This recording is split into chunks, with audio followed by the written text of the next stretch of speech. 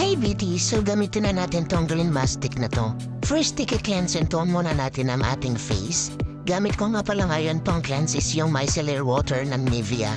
Ginagamit ko lang siya sa mga ganitong gagamit ako ng mask sa mukha. So ayan, inaayos ko lang pagpahid kasi ayokong may excess oil sa mukha. Ayan. So gamitin na natin siya, remove natin yung transparent protective cover, tapos rotate para ma-push out yung paste. So apply na natin evenly sa ating face, avoid lang natin ang eye area, pati lips. In fairness, ang bango niya nga pala. Napakadali niya nga pala ilagay since nasa stick na siya, hindi messy yung paglalagay, tsaka ang smooth niya ipahid. Itong Green Mastic pala na to from Median is nagko-contain ng green tea ingredients, fresh and natural, pinapasoft niya yung all dead skin cells at kinikling yung pores and dirt.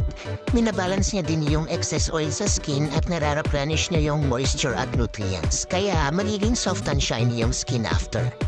At ayan, after 15 minutes, hinugasan ko na siya ng clean water at todo pakita naman sa camera kasi feel kong blooming na naman ako sa smooth and tighten kong face. Kaya kung gusto niyo din ng ganon, bili na din kayo nito, The Green Mastic by Median. Okay? Bye!